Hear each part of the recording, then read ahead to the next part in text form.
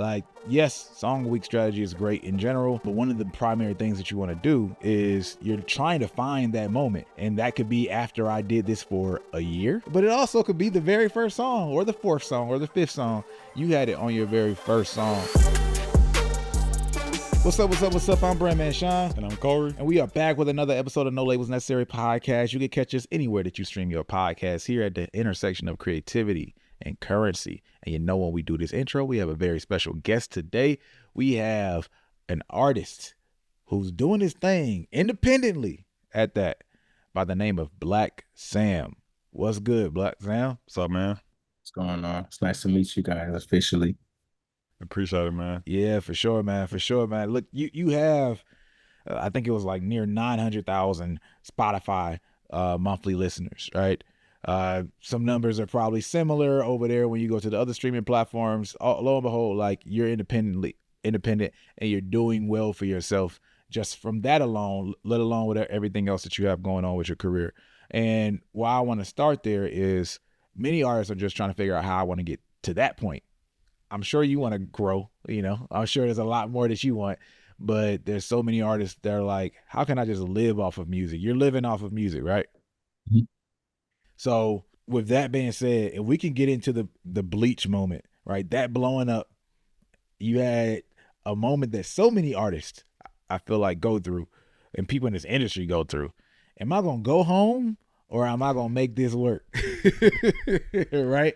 And you were able to blow up your song with a specific strategy. And I love how you lay it out. So if you could just share that, I think that'd be a beautiful place to start. Yeah, for sure. First thing I should probably say is when I dropped the song, I didn't know what I was doing. Like the first steps of it starting to stream well were all completely out of my control. And it wasn't until I saw stuff happening and saw things moving in the right direction that I was like, I got to figure this out right now so I can do this over and over again. So I dropped the song in March of 2020. It was the first single in a series of bi-weekly releases that I started so that I could figure out whether I was going to keep making music or whether I was going to quit and go home and apply to grad schools and regular jobs. But I don't want to do that because I really wanted to keep making music. But this was right after the COVID lockdown hit, so lost my job, all that kind of stuff. Like everybody else was really struggling during that time, I think, too. At least people who were employed by like traditional means. So I dropped Bleach. I uploaded it the day before it dropped, which, like, I know now you're supposed to have it uploaded like 3 weeks to a month early. Like, you're supposed to have everything done super ahead of time. You're supposed to have some kind of post-release plan, but I dropped the song about a month later. It started kind of blowing up on Spotify. And that moment was big for me because, one, it gave me the confidence I needed to keep going and to keep releasing music and hope that I would have another song take off like that. But also it showed me that there was a lot that I did not know about pushing a song. Like, it's not just recording it and putting it out. There's just a lot more to it than that. When it started to blow up on Spotify, though, like, one, you said that you started off doing like a song a week strategy at that time. This is 2020. Yeah. Right? And this, you can't write this. This was your very first song in your song a week strategy. Yeah. This is the first one. And it basically started blowing up within the first month. And this is what I say to people all the time. Like, yes, song a week strategy is great in general. But one of the primary things that you want to do is you're trying to find that moment. And that could be after I did this for a year, but it also could be the very first song or the fourth song or the fifth song. You had it on your very first song. Now it started to catch traction. We'll get deeper into some of the other details, obviously, but you said that it started to take off on Spotify, especially not knowing what you know now. At that time, did you ever go back and figure out how it started to catch traction? Was it straight algorithm, or was there something happening on another platform that pushed over? It was, from what I can tell, it was just the algorithm. Back in 2020, it seemed like the primary algorithm that was driving streams for Spotify, at least for independent artists, was Discover Weekly. And I could tell that well, I could just tell based on the stats that it was on Discover Weekly every week, but it never left. Like I think some songs later on would get on Discover Weekly for like 2 weeks and then they'd be off, or 3 weeks and they'd be off. But Bleach was getting Discover Weekly streams every single week. And I don't know how it got on in the first place. I think it has something to do with the save rate of the song, like how many people saved it versus how many listens there were, which is one of the better metrics, I guess, for like how sticky a song is, like how much somebody wants to listen to it again. Like they listen to it, they say this is cool, they save it. So that's my best guess. I wasn't really able to figure out exactly, but that's what it was looking like. Just Discover Weekly was pushing it up every week. Yeah, I love that. Those are some of my favorite metrics, man, because it speaks to the quality of music, right? Artists, we think about is the TikTok right? Did that one hit perfectly? The advertising. There's so many other factors on other platforms that do work and they're beautiful when they work. But it's nothing like this is pure music. People thought the music was dope and it took off because nothing else but the music. And I know how everybody wants that. It's hard to find those moments today, though. I think things are a little bit different now than they were in 2020. Like seeing things felt a lot more open in 2020, just in comparison to how they feel now and how it is doing things like marketing right now. I don't know what exactly it is, but COVID, I feel like COVID was just the perfect in terms of like listenership, in terms of people like not really having other stuff to do because so many people were at the crib. It was like the perfect storm for music listeners. So, how many songs specifically in that run? I know that you dropped music consistently for what, 2 years? You said a song a week Yeah, about two. It was like 2.5 years, almost 3 years of a song every other week. every other week. Yeah. Do you think that that was the right idea to keep dropping every other week, or could you have changed your strategy up and got something else out of it? Overall, I think I made the right choice by doing it. And that's not to say that every song I put out was high quality because the quality control I was doing at that point was virtually non-existent. Like I was right, put it out, right, put it out, get it ready for release. Because I'm thinking any of these songs could be Bleach. And I basically had another Bleach in terms of popularity, in terms of streaming, 3 releases after Bleach, which was Gristle. And I didn't have any other big moments for maybe a couple years, but those two popping gave me the idea that I could just keep doing this. Like I don't have a job.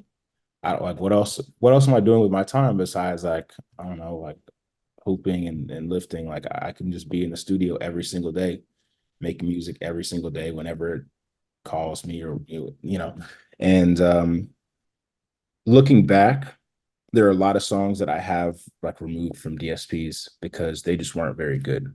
And it wasn't even about how many people listen to them. Like I've removed songs with a good amount of streams, but the my creative process then was a lot less refined than it is now. And I ended up putting out a lot of music that I wasn't really proud of in terms of its quality. So I think I needed to do that at the time because I was developing the right work ethic for making music and the right like habits of being in the studio all the time, writing all the time, looking through beats every day. But then when things started progressing more, I realized that I could take my foot off the pedal a little bit and then drop every 3 weeks. And then I could focus more on the non-creative aspects, like, well, still creative, but stuff like shooting music videos, where if you're dropping every 2 weeks, you don't really have time to, like, once 1 week passes, you kind of have to stop promoting the song that you just put out because you got to start introducing people to the song you're about to put out in a week. And things are very cramped in that way. And once I switched to 3 weeks, which was at the suggestion of a friend of mine at Empire, um, who I eventually signed a distribution deal with for a little bit, he got me in the mindset of every 3 weeks or every month. And then I think my music started to get a lot better at that point because I had more time to think about what I was making and what I was dropping. It was no longer mindless. In terms of I'm dropping a song a week and then I can slow down the rate of music that I'm dropping, which point of a milestone do you think is more important? Is it because now I have X amount of people following me, I have a whole bunch of fans, and now I'm going to slow down? Or is it more about I'm developed and I can push a certain amount of quality? Because you talked about dropping a lot also helps you develop. Yeah, I would say the latter for sure. Because I was hesitant to slow down my release schedule at first until I realized like I've been giving the people who listen to my music new music every other week. Like there are artists who drop once a year. Like their favorite artists maybe drop an album and a couple singles in a year, and that's it. So I don't think anybody's gonna be like mad at me for dropping every 3 weeks or for dropping every month. I haven't gotten a single message saying like, bro, you got to drop more frequently. Because I'm already dropping more frequently than basically everybody else, at least most independent artists. And I don't see it as a competition or anything. I'm just like being objective about it. Like I have historically dropped a lot of music over the last 4 years. And once I felt like I was developing a better ear for production and a better idea of where I wanted to go as an artist and how I wanted to rap on each song, and also what content I wanted to accompany each song, whether it's music videos or just other social media type content. It didn't really make sense to be dropping every 2 weeks because that was just trying to fit too much stuff in a very condensed window. So it was more of a development thing for me because I recognized eventually that people wouldn't be like off of me because I'm not dropping every 2 weeks anymore. 3 was fine. A month is fine. I'm like 5 weeks. I haven't dropped in maybe 5 or 6 weeks. Nobody's like banging on my door about it. So I think that's all right. Let's take a quick commercial break to talk about Spotify Discovery Mode, one of the most powerful tools when it comes to marketing music today, because it puts your music in the algorithm on Spotify to be listened to along with music similar to you without you having to run ads, without you having to do any content at all, which is why a lot of artists tell me they love it. But a lot of artists don't necessarily have access to Spotify Discovery Mode unless you're a 2Loss user, because with 2Loss, all artists have a fair shot at getting access to Spotify Discovery Mode just by submitting through them, and they pitch all of their artists' music to Spotify to be considered for Discovery Mode. So if you don't meet the criteria, if you are in the position where some of the larger artists are, sign up for 2Loss distribution at 2loss.com. That's TOO lost.com, because that's just one of many extremely valuable features that 2Loss offers to its artists to make their lives easier. And you can try out 2Loss for free by using the code NOLABEL, that's NOLABEL, when you sign up. So go to 2loss.com and check out how you can get your music heard everywhere. That personal release schedule being indie is, I mean, that helps as well. It's interesting you say that, because the way you said what you just said made me think about, if I develop my music up to a certain point, that might be great for putting my songwriter, song creation muscle in the hyperbolic chamber. I develop quickly.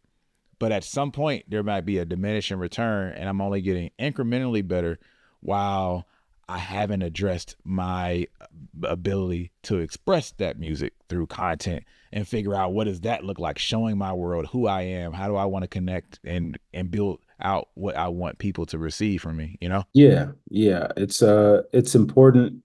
I've realized more recently how important the non-creative aspects of the music are. Like you can have the best music, and you can drop it every other week and you'll do well on streaming and stuff, but that doesn't mean people are going to show up to shows. It doesn't mean people are going to engage with you on social media. It doesn't mean that people are going to be invested in your story and the other things you present to them. Like they might just be listening to the music, and that's great. Monthly listeners are great.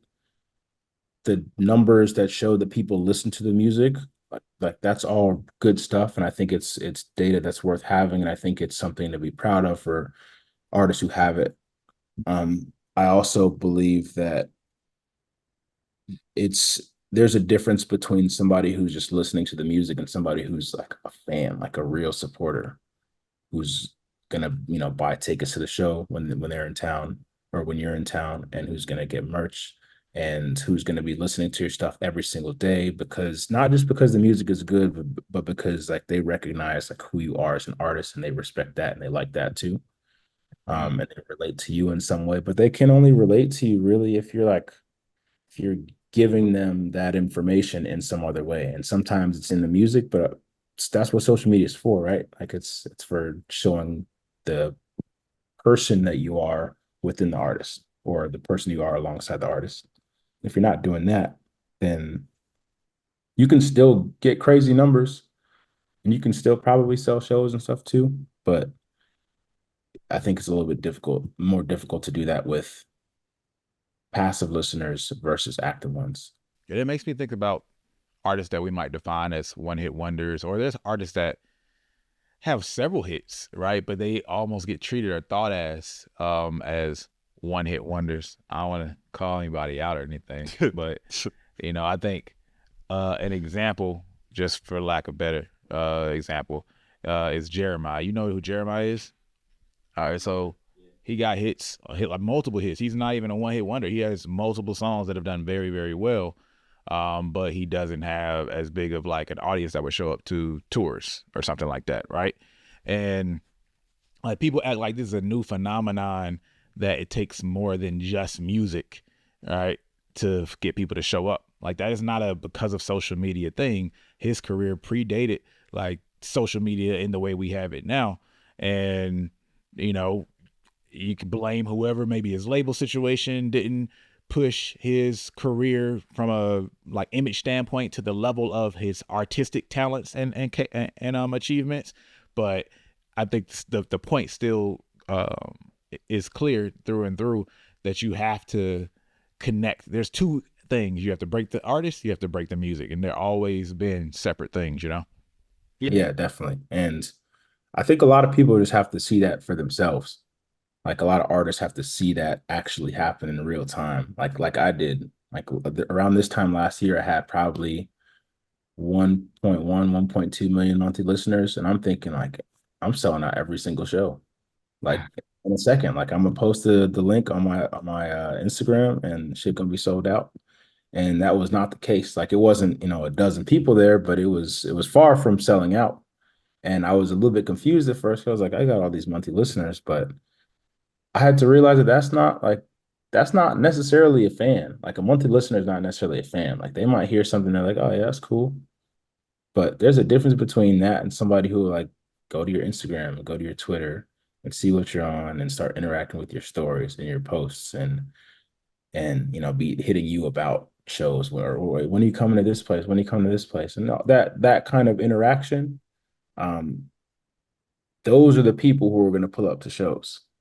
Like it's not necessarily the casual, like somebody who gets me on an algorithm might not even know like they don't know where I'm from. All they know is my name, maybe. And they know the name of the song, maybe. That's what like Shazam is for, right? Like I can see the Shazam stats on Apple Music, so they might not even know that. And it took me that moment of like not immediately ascending to having 500 people packed out of a venue relative to my monthly listener stats to be like, all right, there's more work I got to do than just putting out good music. Like I got to figure this out. I love hearing that, because people will say stuff like that almost as like a shot at any artist or social media influencer, right? It's like, oh, they got this many monthly listeners, but they can't have X amount of people to the show, or they have the X amount of followers on social media and they can't bring these people to a show or get or sell a certain amount of merch or whatever it is. But I think that comes from just ignorance of the process, knowing that that's a process, and usually you're going to have one before the other. And as an artist, you're constantly doing this push and pull. All right, it's like, all right, I want to grow a lot more in this area. And then now, how do I monetize the growth that I've had so far, or even just nurture the relationship and visibility I have? Like those are different activities.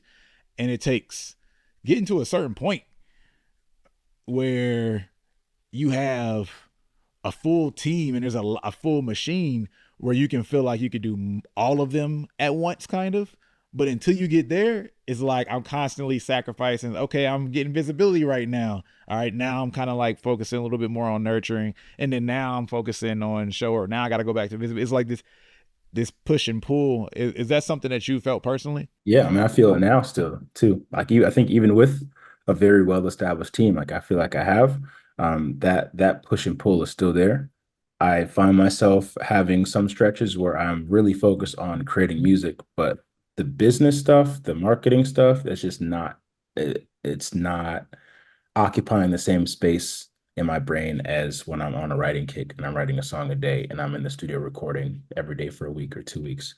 And then there's some stretches where I don't write at all because I'm so preoccupied on how to set up the framework for, releasing an album and what goes into the social media aspect of things. Like I'll post on my story every day for a week, but I might not write because I'm more focused on interacting with supporters and I'm more focused on getting pre-saves for a song or whatever it is I'm trying to do to build up the fan base. And sometimes I have the mental capacity to do all of those things, but the way I work is usually like one at a time. It'll be like a week on, a week off. So I think as an independent artist who is ultimately making all the decisions for themselves, that constant push and pull is very much constant. You can't really escape it, I guess, unless you get to that level where, you know, you're undeniable as an artist. Like Currency is an undeniable independent artist. I'm sure he's not really cutting his brain into pieces to figure out when he's going to write next and when he's going to what he's going to do for merch. Like he has the team in place. He's been doing it for 20 years at this point. Like he's there. And I'm trying to get to a spot like that where I'm undeniable so that I don't have to really think about these things with the same intensity as I do now in order to get to that point. All right. Square, I know you got some stuff about some of the music to ask, but before we get there, going back to Bleach, you dropped this song as a part of your Song a Week rollout. It's your very first song, and it blows up 4 weeks into your Song a Week rollout. When you notice that this song is moving, did you do anything different to make sure you were able to take advantage of the moment? Because you're still dropping this other music. You did continue to drop Song a Week, but did you, I don't know, get PR for it or pay some influencers? What happened during that time? I honestly had no idea what any of that was at the time. Like I didn't know. I didn't even think that you could connect with an influencer, like an Instagram influencer, and be like, "Hey, could you use this?" Like I knew it was a concept, but it didn't come to mind until much later that I could just put this song in front of somebody and say like, if you would use it, what did I do? I really just ran ads. That was the main thing, the only thing that I did. Real basic Instagram ads. I didn't do too much tinkering with the demographics or any of that stuff, but once I saw Bleach was moving really well, I started running ads on it. I got a really good return. I think I put in 50 $50, $10 a day for 5 days. I wanted to see, or maybe it was $5 a day for 10 days. And I got like 200 followers. And at the time I had 2,000 followers. That was like a big jump. And then I tried the same thing with the next release, which is like no longer even available on DSPs. And then I did it with the next one. And I was like, oh, this must be broken now because I just got 200 followers off of Bleach, but I got like 3 followers off of this song and I ended up losing money. So the algorithm must be broken, which is pretty indicative of what my mindset was at the time. Like I don't even think at the time I was like humble enough to understand that like the music was just not hitting. Like it wasn't connecting with people the way Bleach was. And neither was the next release, and neither was the next one. And then I did it on Gristle, and then the Gristle ads ran really well. And then I did it on the next few singles. And I was thinking, like, I'm kind of wasting money on all these songs that aren't popping. When I could just be putting all my money into Bleach and Gristle over and over again. Like these are the two songs that have stream wise are performing head and shoulders above the rest. So maybe I should just consolidate all my money into those. So that's what I did for like a year and a half. I would just funnel money into those ads and then people would reach out about all kind of stuff, but especially for features. And then I started selling features and started putting that money back into the ads and getting more followers and then more monthly listeners because the songs were doing well on Spotify. And then I was able to justify charging more for features because my numbers were better. And then I would take that money and put it back into the ads. And it was all just a cycle for like, like a year and a half. And that peak spending was probably like $1,000 a month on ads. But I would sell 3 features and get it back and have a little bit extra to put right back into the cycle again. So that was my strategy. And it wasn't a very refined strategy, but it worked at the time. It doesn't work the same way right now, just based on how the ads, like the Instagram ad algorithm is set up, but it worked really well back then. So you said 2 years, maybe. Yeah. 2 years, man, running ads. And do you think it's more those songs have also gotten their particular like lifespan in the ad climate where maybe you might have another song that might hit and connect again, but you'll be able to try something out similar? Yeah. So after, I mean, I was still on the biweekly release schedule, and then eventually it was 3 weeks. But for the most part, it was 2 weeks. And I had a couple other songs that I started running ads for, and those also did really well. They didn't perform as well on streaming, but one of them, I ran an ad for my song called Swordfish because we shot like a live performance video out on the dock here in Chicago, and I was wearing like a yellow fisherman suit. And I think sometimes like the visual can do a lot for an ad, because for Bleach and for Gristle, it was just a cover art, like nice covers, but it was just a cover glitch art so it would like move. But I was running ads for Swordfish, and that was when I got the best return, the best followers per dollar spent ratio I've ever gotten from ads. And I just ran that shit into the ground, basically. Like I was getting 3 followers per dollar spent. It was ridiculous. I put in probably like $2,000 just because I wanted to see how far it would go. You were running ads directly to the song, or were you running ads directly to your profile? Directly to my profile, because I wanted people to come, follow me. I wanted people to reach out about features so I could put the money back into the ads. And that's basically how it just worked for until the ad algorithm changed enough to where I wasn't getting as efficient a return on the ads. And then I just kind of stopped because I didn't have unlimited money to put in. But it got me from 2,000 followers to maybe around 16, 17,000 followers. And I think the rest has just been people coming across my stuff organically. But more than half of my followers have come from Instagram ads for sure. Love it. Yeah, that's crazy, man. But yeah, like Shannon said, man, I wanted to get into some of the music stuff, particularly around this quote I saw you making a interview you did a couple of years ago. And just to give context to the audience, in the interview, you were talking about why you don't like being compared to or called a conscious rapper. I don't know if you remember making that statement, and you said something along the lines of, just paraphrasing, like there's a lot of artistic choices that the space makes that maybe doesn't align with what's popular now. And the part that stood out to me the most is you said something like, they're not necessarily giving new information, but you think it should be packaged in a way that at least is personal to the people listening to it. And that stuck with me because I do feel like that's an issue that a lot of artists in that lane have, right? Like y'all are, well, not y'all, but the intellectuals, they're smart about certain things, but you're taking these different elements and you're not really making it make sense to like the high school kid that just learned about prison reform movements or something like that, right? So how do you balance, of course, finding a way to even make that type of information palatable, you know what I'm saying, like a general music landscape, with also making sure that you're packaging it in a way that the audience can actually resonate with it and actually want to stick to? It's really hard. That's those types. If I write something like that, it's typically more of like a Instagram story, just because it's a lot easier to articulate my thoughts without the the parameters of a rap song.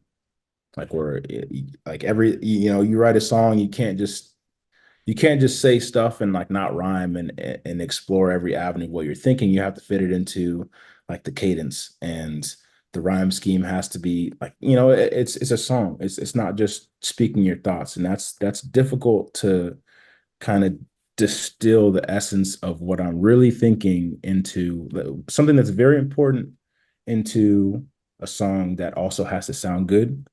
It's a really difficult balance to strike, I think, because oftentimes it just sounds contrived. Like if I could probably write a song in 20 minutes and say stuff like, the jails are full, and there are drugs in the Black community, and people are poor and dying, and gang violence is a thing.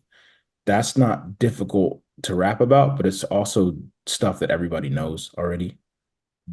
I shouldn't say everybody, but the people that I'm talking to, they are generally aware of what these things are. And especially if I'm trying to speak truth to like my people, our people, like that's not new information. And the challenge is just like for anything else, like rapping about anything else, is to say it in a way that it hasn't been said before. And I have struggled to do that, which is why I don't release songs like that very often. I've released two songs kind of like that, and the one most recent one is more about, it's called Stumbling Block. I released it a few years ago, and it was a little bit easier for me to write that one because the first half of it was about my personal experience with the police. So it wasn't like a general idea. I was saying like this is what happened to me. And then it pivoted into like people thinking that posting black squares on Instagram is activism, and like that's their work. And that was something that I felt personally, and I had an emotional response to people doing that during the George Floyd, the protests after George Floyd's murder. And that song took me forever to write because I was constantly thinking and checking myself and thinking, am I doing this in a different way than anybody else who's rapping about things like police brutality, or am I just saying the same shit? Because do people really need another song like that? Because they can just go listen to anything else. And the reason I stuck with it is because I took a more personal approach to it and talked about my own struggles with police brutality or with police misconduct. But I also sent it to dozens of people before I released it just to see like, is this like, does this sound like I'm just, I guess this wouldn't have applied 2 years ago, but like, does this sound like I'm chat GPTing a song about police brutality? Or does it sound like this is like really me? And they were like, yeah, this sounds good. Like it sounds like it's you. Um, you're approaching this in a, paraphrasing, of course, but you're approaching this in a way that doesn't feel like you're just saying stuff to like get internet points or whatever. But that balance is really difficult to strike, and that's why I don't do it very often. And it's not because I don't care about issues, and not because I don't think things are worth talking about. I just think that they're much easier to talk about in in the form of a story or a post or even just talking like this.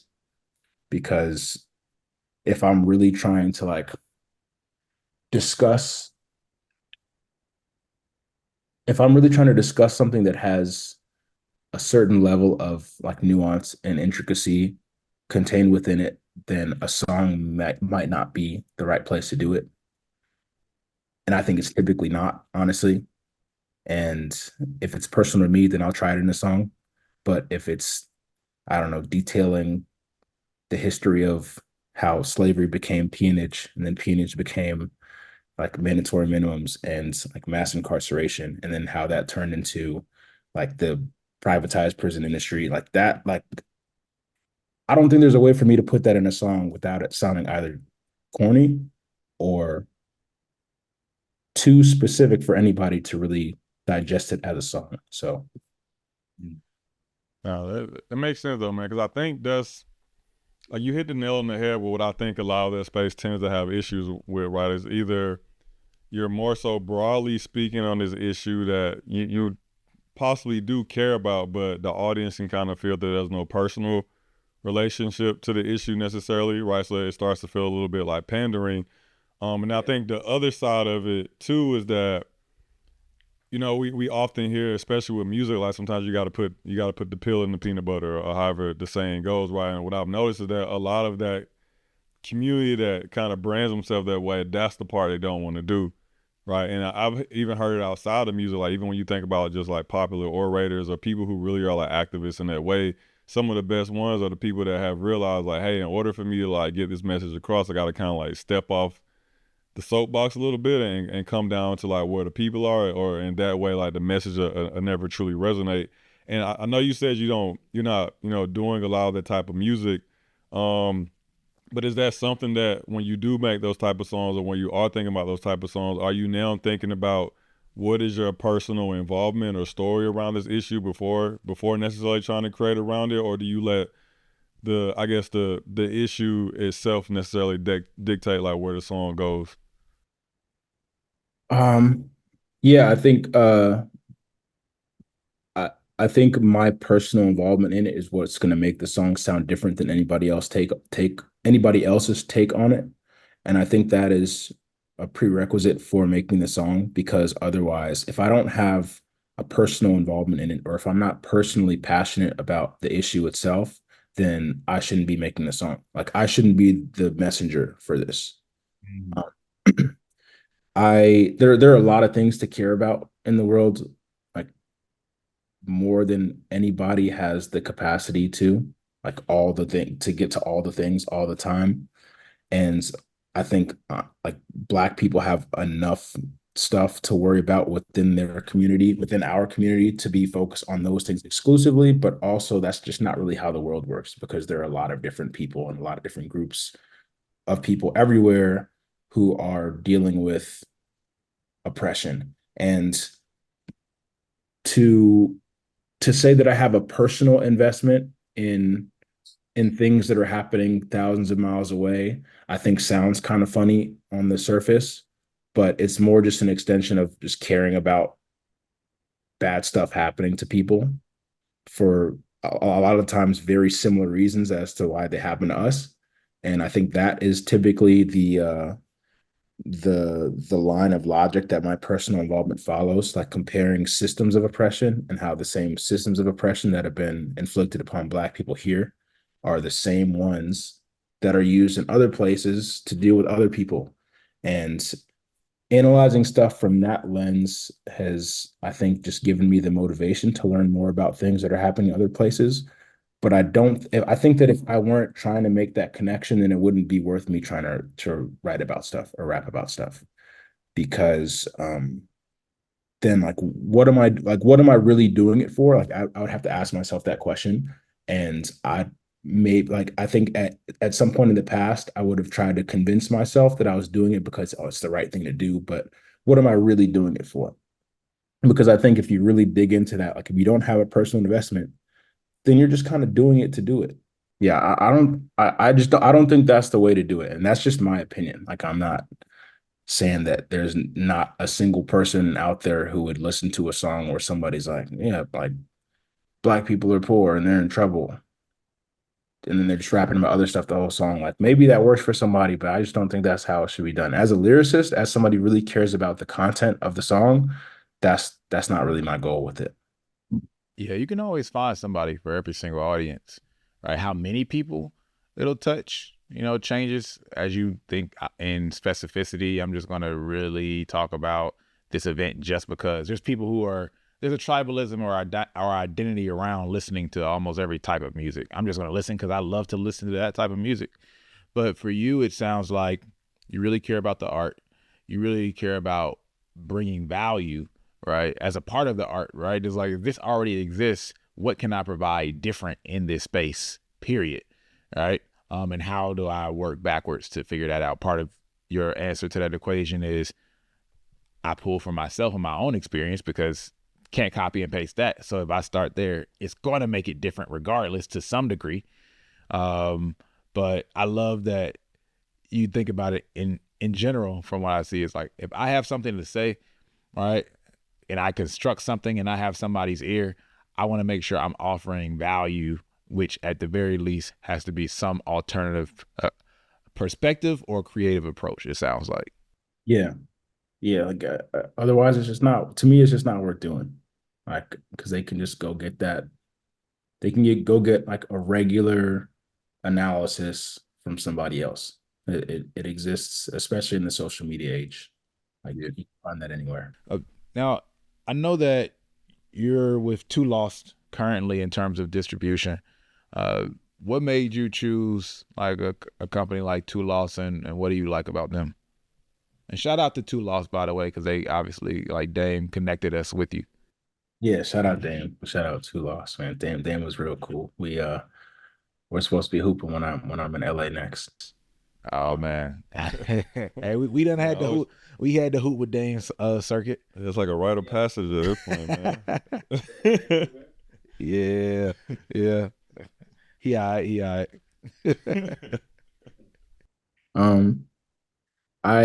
I've known my point person at Two Lost, Jake, for maybe like 3 years, maybe even longer. I think I've been on his radar for a lot longer.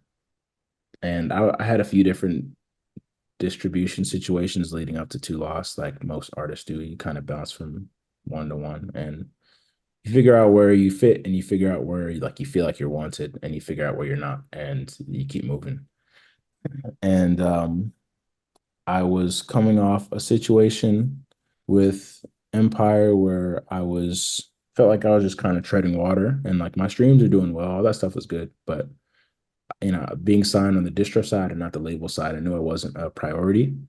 And I was interested in being signed on the label side, just because I wanted to get more of their resources. I wanted to be a bigger piece of the puzzle. And it seemed like there was mutual interest at first to make that transition, but then it ended up there wasn't. So I wanted to move on. And I chose Two Lost because I felt like I was going to be a priority there. And not just because of my relationship with Jake, but because of how it seemed like they were running their company. And after meeting with a few of the higher up people in the company, it just seemed like the right move. And I've definitely felt like a priority since getting there. It's been very different than past situations because I have a point person. I have pretty constant communication, like all the tech in terms of setting up splits and all those things is available to me in the portal. I can do all that stuff myself. And it's just very clean. It's a very clean, concise operation, which I appreciate. And it's made it pretty easy for me to do what I need to do as an independent artist. So Jake I've been on his radar, like I said, for a while. And we met up in Chicago around, I think, last summer. And he was telling me about Two Lost and how he had just moved over to them and he wanted to see if I was interested. So we sat and talked for a couple of hours about it, and it just seemed like the right move. And at that point, I was already kind of on my way out of my last situation, just looking for something that was a little bit more substantive for me. And Two Lost ended up being the one. Oh, two more questions. Number one, what's one piece of advice you would give to Black Sam 2020 version, but knowing what you know now?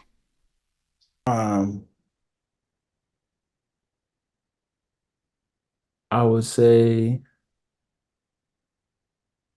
just like get used to failing. Get used to failure. Don't see it as like a moral failing, but understand that there will be a lot more L's and W's, but the W's are just going to mean a lot more. I'm still pretty far below 500 to be real over these past 4 years. Like things are great, but I'm not even close.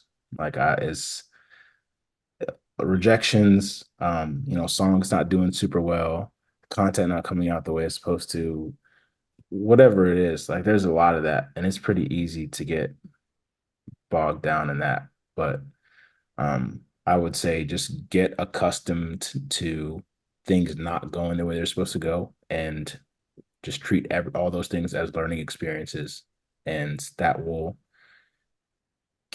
that would keep 2020 me more centered than I was at the time. Because if every loss feels like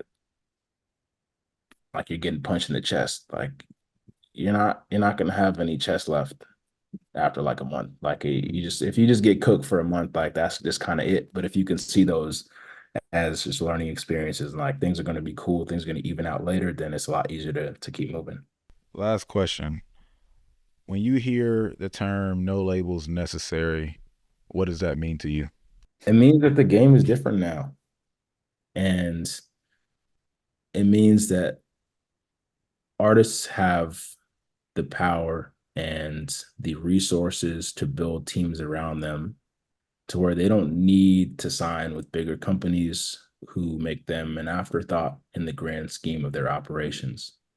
They can accomplish a lot of the same streams and touring and playlisting and syncs and all those things they can accomplish at a similar rate, at a similar success rate as if you were signed to a bigger company, and also not have to worry about answering to anybody else except yourself. So I don't know if I would have believed you or anybody who told me that labels were not necessary 5 years ago, 7 years ago, but I definitely believe that now, because that's just what life is for me. And yeah, as many people as I can tell, many independent artists I can tell, like labels are for sure not necessary. I love it. That's beautiful, man. Well, yo, everybody. I'm Brandman Sean. And I'm Corey. This is yet another episode of No Labels Necessary. Beat us. Appreciate you for watching. If you like content like this, you'll love seeing our music marketing strategies that we use as an agency to actually blow up artists to millions and even billions of streams that are available for free at nolabelsnecessary.com. And the cool part about it that's going to really make you love it is we don't have to be all entertaining and add all this fluff just to get some views that we do on YouTube.